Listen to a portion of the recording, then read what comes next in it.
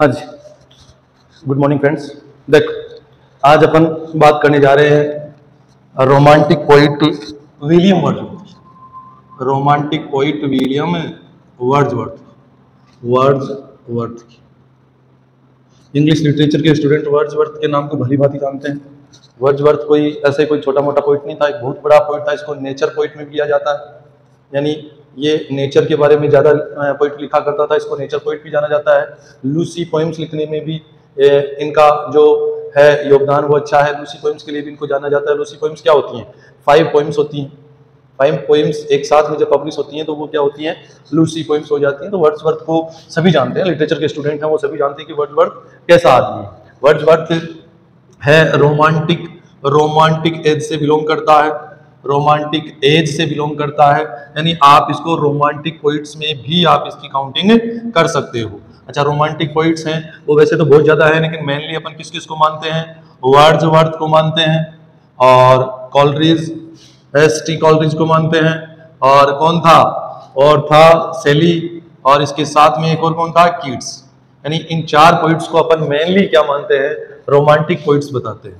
Okay जी। तो romantic as के romantic poets में एक बड़ा पोइट है जिसका नाम है विलियम वर्ड्सवर्थ, उसको आज अपन डिस्कस करने जा रहे हैं। तो ध्यान से देखिए, हर एग्जाम में यहाँ से प्रश्न पुटअप होता है।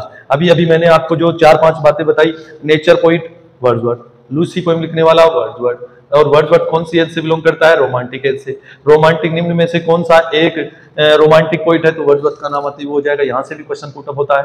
तो विलियम वर्ड्सवर्थ काफी ज्यादा इंपॉर्टेंस रखता है लिटरेचर में, और हर एग्जाम में जिसमें लिटरेचर कंक्लूड होता है तो उसमें सब में इसका काफी ज्यादा योगदान या कॉन्ट्रीब्यूशन होता है। तो देखिए, आज अपन डिटेल्ड वर्ड्सवर्थ को पूरा डिटेल्ड पढ़ेंगे। तो किसकी बात कर रहे हैं अपन? William Wordsworth. ओके जी। इनका टाइम पीरियड है तो ये 7 अप्रैल 1770 में इनका जन्म हुआ था, और 1850 में इनकी क्या हो गई थी? मृत्यु हो गई थी। तो ये तो इनका लाइफ स्पान है, 1770 to 1850, यानी 1770 में तो इनका जन्म हुआ, 1850 में इनकी डेथ हो गई थी। तो ये भी इंपॉर्टेंट है इनकी डेथ। ओके जी। फिर इनकी और ज्यादा लाइफ को अगर डिस्कस करना चाहें तो इनके पिता का नाम क्या था, माँ का नाम क्या था? तो इनके पिता का नाम था जॉन वर्ड्सवर्थ, यानी इनके फादर का नाम क्या था? John Wordsworth. ओके जी। जॉन वर्ड्सवर्थ इनके फादर थे। इनकी मदर का नाम था मदर्स नेम, यानी इनकी मदर का क्या नाम था? तो एनी कुकसन इनकी माँ का नाम। अच्छा बच्चों देखो, विलियम वर्ड्सवर्थ को 13 ईयर, जब ये 13 साल के थे तभी इनके पिता की मृत्यु हो गई। तो इनकी माँ ने इनको पाला था, एन कुकसन ने। और विलियम वर्ड्सवर्थ की एक सिस्टर भी थी जिसको अपन लिटरेचर में पढ़ते हैं क्योंकि उनकी पोएम भी आती हैं। उसका नाम था डोरोथी विलियम वर्ड्सवर्थ। ओके जी, ठीक है। फिर इनका एक लड़की से इनका अट्रैक्शन भी हो गया था। फ्रेंच गर्ल थी जिनसे इनका अट्रैक्शन हो गया। इनके ही फेल इन लव। शादी में इनसे शादी नहीं हुई थी इनकी, ये ओनली इनका लव था एक फ्रेंच लड़की से जिसका नाम क्या था? एनेट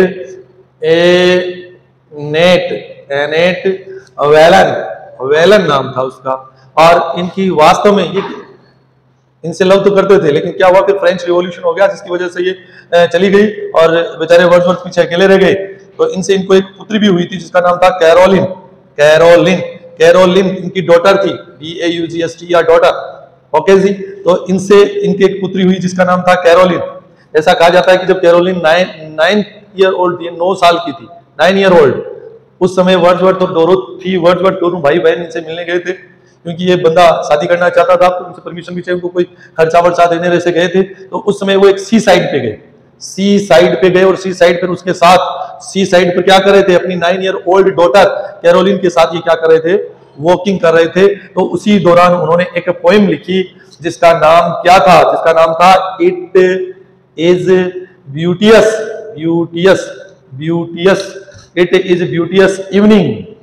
इवनिंग काम एंड फ्री। देखो क्या है, जब ये जो कैरोलिन 9 ईयर ओल्ड थी उस समय डोरोथी वर्ड्सवर्थ और वर्ड्सवर्थ है, वो दोनों के दोनों गए थे इनसे मिलने के लिए। तो ये सी साइड पे घूम रहे थे, शाम का समय था, तो उस समय इवनिंग बड़ी काम और शांत थी एकदम से। तो नेचर पोइट था, तो नेचर को देख करके बड़ा प्रफुल्लित हुआ करता था। तो जैसे ही लिख लेता था कुछ ना कुछ लिख देता था, जैसे ही नेचर में कुछ स्पेशल इसको दिखाई देता, कुछ ब्यूटीएस दिखाई देता तो ये लिख देता था। तो उस समय ये वॉकिंग के दौरान इन्होंने एक पोएम लिखी, इट इज ब्यूटीएस इवनिंग काम एंड फ्री। तो कोई पूछे तो ये किसको डेडिकेट करते हुए है, तो कैरोलिन के साथ ये इन्होंने लिखा था। अच्छा देखो, आप कहोगे सर इससे इनकी शादी नहीं हुई, तो शादी किससे हुई? तो शादी इसकी हुई मैरी के साथ। इनकी वाइफ का नाम क्या था? मैरी नाम था। मैरी भी क्या थी? इसने प्रेल्यूड को द प्रेल्यूड नाम दिया था, इसलिए ये अपन को याद रखनी है। यानी प्रेल्यूड को द प्रेल्यूड नाम किसने दिया? तो इनकी वाइफ थी मैरी, उन्होंने इसको नाम दिया था। तो अभी अपन ने इनकी लाइफ के बारे में डिस्कस किया है, कैसे क्या है क्या नहीं है।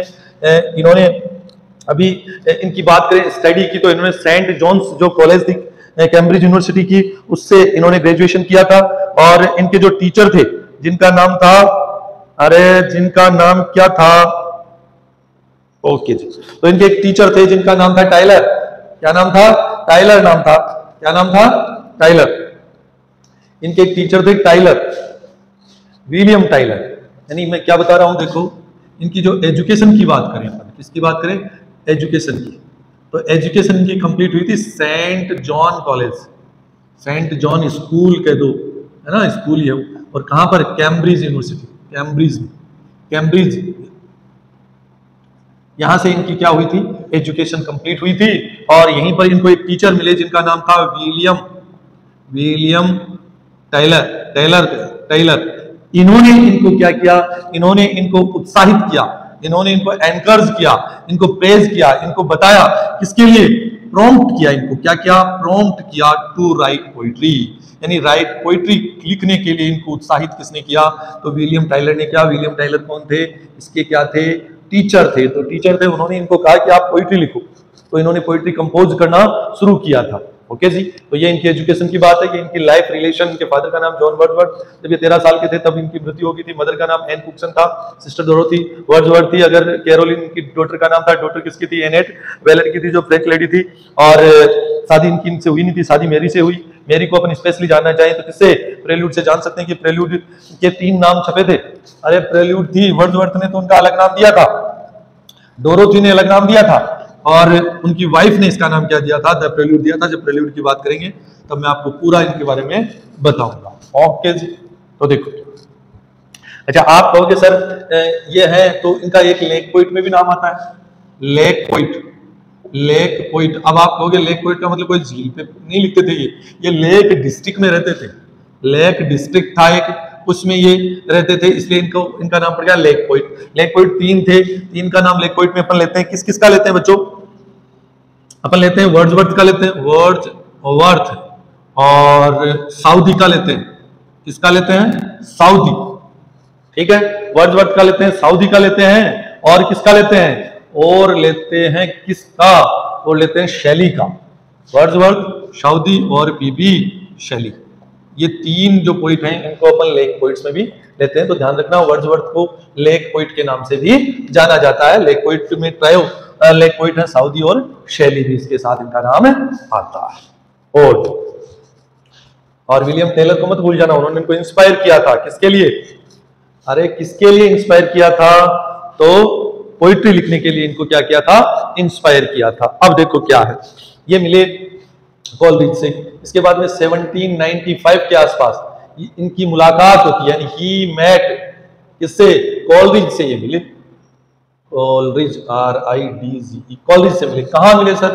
तो ये सोमरसेट नाम की जगह है एक, वहां पर मिले। अच्छा, एक टाउन का नाम है एल्फॉक्सन नाम आ जाए तो एल्फॉक्सन टाउन का नाम है। सोमरसेट में ये किससे मिले?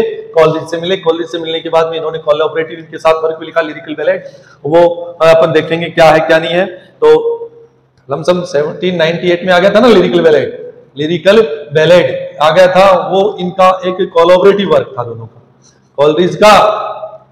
कॉलरिज और जो वर्ड्सवर्थ था आपके, उनका क्या था? कोलैबोरेटिव वर्क था दोनों का। इसमें लिरिकल बैलेड में 1798 में आया था फर्स्ट वॉल्यूम। लिरिकल बैलेड का फर्स्ट वॉल्यूम कब आया? 1798 में आया। और इसमें 23 पोइम्स आई, 23 पोएम्स आई थी। ओके, कितनी पोएम आई? 23 poems I. अच्छा, उसमें 19 पोएम तो किसकी थी? वर्ड्सवर्थ की थी। ओके, और 4 पोएम्स किसकी थी? कॉलरिज की थी। ये बात इंपॉर्टेंट है। एक तो देखो लिरिकल बैलेड कब आया? 1798 में। 23 इसमें टोटल पोएम्स आई, और 19 तो इसमें किसकी पोएम थी? वर्ड्सवर्थ की, और 4 पोएम किसकी थी? कॉलरिज की। ये कोलैबोरेटिव वर्क था कॉलरिज और वर्ड्सवर्थ का। दूसरी बात, फर्स्ट जो इसकी जो पोएम थी, पहली जो पोएम इसकी लिरिकल बैलेड की, तो वो कॉलरिज की थी, the rhyme of ancient mariner. Ancient mariner थी। और इसकी जो लास्ट पोएम थी, ये तो स्टार्टिंग पोएम होगी, इसने काफी ज्यादा जो प्रेज लोगों से प्राप्त करी, और इसकी लास्ट पोएम थी टिंटर्न एबे थी। ये किसकी थी? ये कॉलरिज की थी। और ये नहीं, टिंटर्न एबे तो वर्ड्सवर्थ की थी। और राइम ऑफ एंशिएंट मैरिनर किसकी थी? तो ये कॉलरिज की थी। ओके जी। और लिरिकल बैलेड से मैंने आपको 3-4 बातें बताई हैं। 1798 में लिरिकल बैलेड है वो आया, दोनों का कोलैबोरेटिव था। 23 इसमें पोएम्स थी, 19 तो वर्ड्सवर्थ की, और 4 पोएम कॉलरिज की थी। और इसकी first poem the rhyme of ancient mariner है, और लास्ट पोएम इसकी टिंटर्न एबे है, जो किसकी है? वर्ड्सवर्थ की है। ओके जी। तो देखो,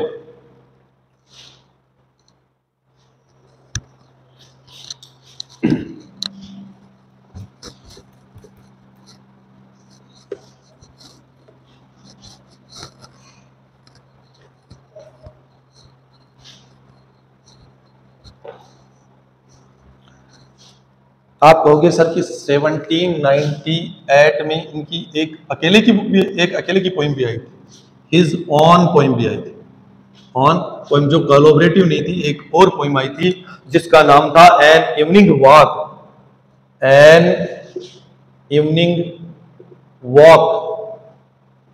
एंड डेस्क्रिप्टिव स्कैसिस नाम से इनकी एक सेपरेट खुद की पोइम भी आई थी। तो ये कभी कभी पूछ लेते हैं कि an evening walk and descriptive sketches किसकी है?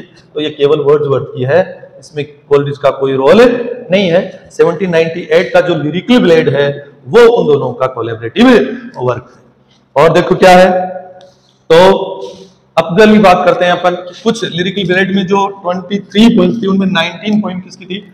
वर्ड्सवर्थ की थी। तो उनमें से कुछ पोइम, क्या पता एग्जाम में पूछ ले कि लिरिकल बैलेड का फर्स्ट जो वॉल्यूम आया था उसमें कौन कौन सी आई थी, और लिरिकल बैलेड का जो सेकंड वॉल्यूम है वो 1800 में आया था।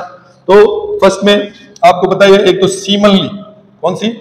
सीमन ली पोइम, ये वर्ड्सवर्थ की थी। एक VR7 ये पोइम थी। और देखो, और the lines return in evening spring, early spring. और एक द थॉर्न टिंटर्न एबे मैंने बताई दी आपको, कौन सी? टिंटर्न एबे थी। ओके जी। तो ये कुछ इंपॉर्टेंट पॉइंट्स हैं जो 1798 का जो वॉल्यूम था लिरिकल ब्लेड, उसमें ये वर्ड्सवर्थ की आई थी। अगर पूछ ले तो बता देना। सीमन ली VR7 लाइन्स रिटर्न, सारी तो नहीं, कुछ इंपॉर्टेंट मैं आपको बता रहा हूं यहां पर। और देखो क्या अगली चीज देखो, फिर आई 1800 में दोबारा लिरिकल ब्लेड आया, preface to lyrical blade.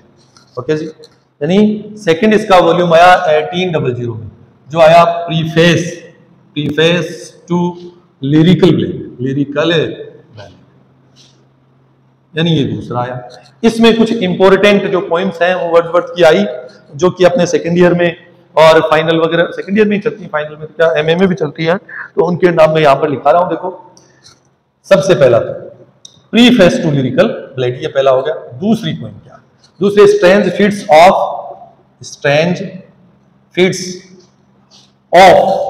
Passion have I non, एक तो ये पोइम है। दूसरी है सी डिवेल्ट, तीसरी सी डिवेल्ट, और क्या? Among the untrodden ways, untrodden ways. और देखो a slumber did my spirit, spirit seal, ये पोइम है। और देखो आई ट्रेवल्ड हो गया,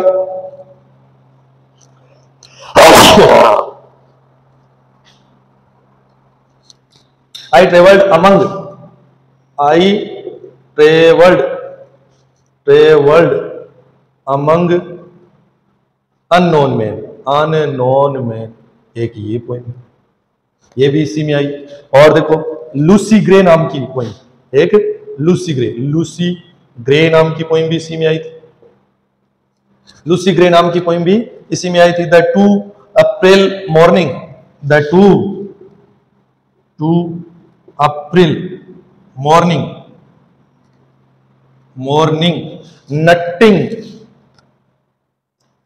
नटिंग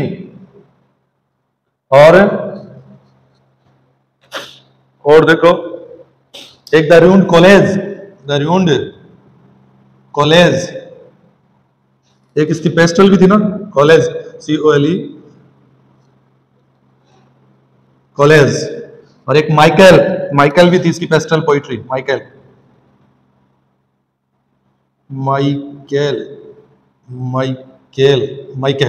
ये भी इसकी पोइम थी जो आई थी।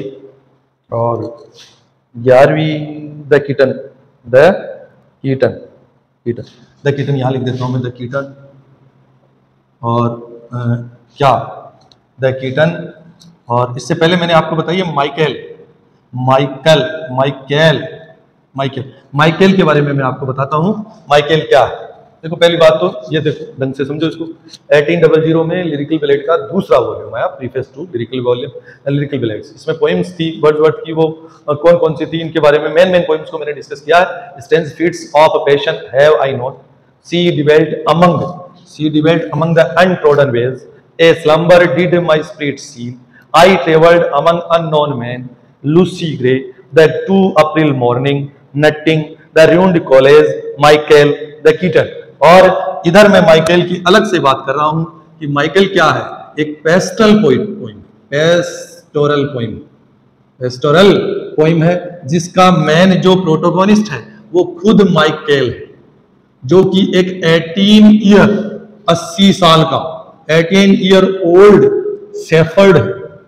अरे शेफर्ड होते हैं ना, वेस्टर्न पोइट्री जो होती है उसमें शेफर्ड होते हैं, शेफर्डेस की स्टोरी होती है, गडरियों की इनकी स्टोरी होती है। तो माइकल था, वो 18 ईयर ओल्ड था, और इनकी वाइफ थी जिनका नाम था क्या, इसाबेल।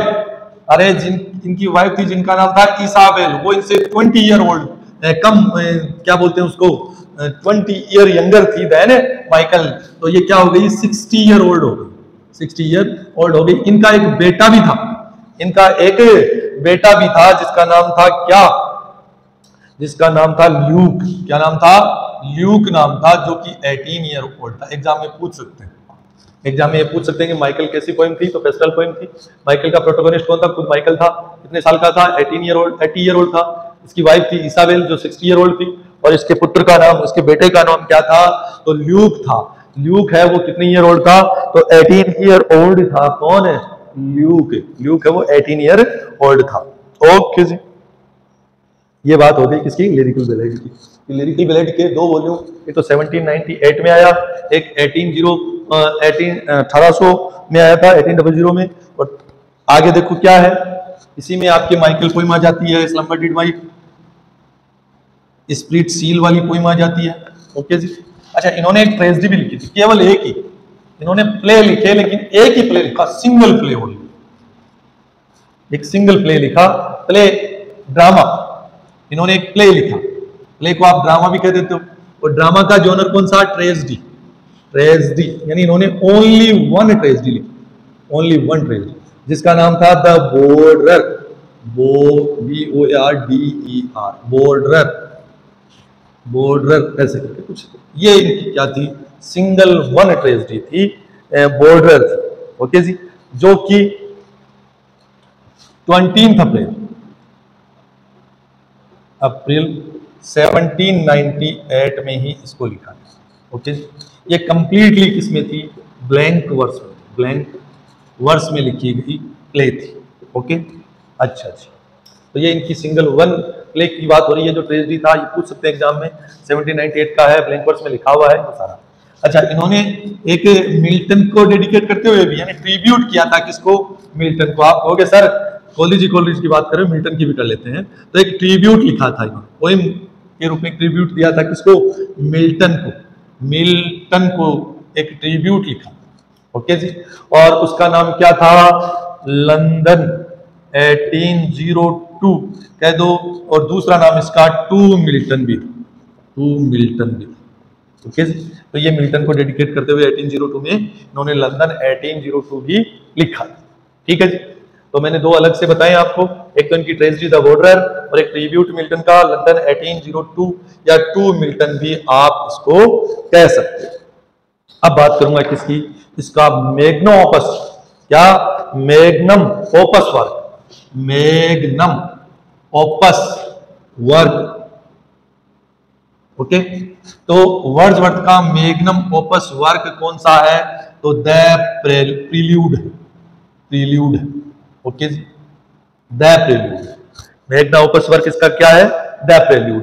इसकी सारी बातें मैं आपको बताऊंगा, इसकी स्टार्टिंग कब हुई, इसका पब्लिकेशन कब हुआ, या कंप्लीट कब हुई। तो इसकी रिटर्न डेट, रिटर्न इन्होंने बिगन किया था, स्टार्ट किया था लिखना इसको कब? 1799। प्रेल्यूड लिखना शुरू कब हुई? 1799 में इसको लिखा गया था। अच्छा जी, ये कंप्लीट कब हुई? कंप्लीट हुई 1805 में। और ये पब्लिश कब हुई? पब्लिकेशन डेट इसकी, पब्लिकेशन इसका कब हुआ? इस जीरो को उधर ले जाओ, 1850 में इसका पब्लिक। ये तीनों डेट इंपॉर्टेंट है बच्चों, तीनों की तीनों डेट इंपॉर्टेंट है। 1799 स्टार्टिंग डेट यानी लिखना शुरू किया, 1805 कंप्लीटेड डेट यानी इसको कंप्लीट कर दिया, और पब्लिकेशन इसकी कब हुई? तो 1850 में इसका पब्लिकेशन हुआ। अच्छा जी, शुरुआत में जब ये आई थी तब इसका नाम प्रेल्यूड नहीं था, तब इसका नाम क्या था? इसका नाम था बच्चों क्या? Poem to Coleridge. यानी वर्ड्सवर्थ ने खुद ने, वर्ड्सवर्थ ने इसको खुद ने इसको नाम दिया था a poem to Coleridge, a poem to Coleridge, Coleridge, a poem to Coleridge. फिर इसकी बहन जो थी Dorothy Wordsworth, Dorothy Wordsworth, Dorothy Wordsworth थी जिन्होंने इसको नाम दिया क्या? इसको नाम दिया, ये क्या नाम दिया इसको? The growth of poet's mind, poets mind. अच्छा, आप कहोगे सर फिर प्रेल्यूड किसने दिया? तो इसकी वाइफ थी मेरी, मेरी कौन थी? इज वाइफ, उसने इसको फाइनल नाम दिया द प्रेल्यूड, द प्रेल्यूड। ये नाम फाइनली किसने दिया? इनकी वाइफ ने दिया, जिसका नाम था मेरी। तो ये प्रेल्यूड की अपने सारी बात कर ली है। इनका कोई पूछे कि वर्ड्सवर्थ का मैग्नम ओपस वर्क कौन सा है, तो द प्रेल्यूड है। स्टार्ट हुआ 1799 में, कंप्लीट हुआ 1805 में, पब्लिकेशन इसकी हुई 1850 में। और जो वर्ड्सवर्थ ने इसका नाम रखा था a poem to Coleridge, Dorothy Wordsworth ने इसको ग्रोथ ऑफ पोइट्स माइंड कहा, GROWTH, growth, growth of poet's mind कहा। और मेरी जो इसकी वाइफ थी, इन्होंने इसको क्या नाम दिया? द प्रेल्यूड नाम दिया था। तो ये सारा का सारा है, ठीक है। तो ये अपनी बात होगी प्रेल्यूड की। बाकी जो बातें हैं वर्ड्सवर्थ की, दो चार बातें और बची हैं जो आगे के नेक्स्ट वीडियो में हम आपसे करेंगे। Okay, bye.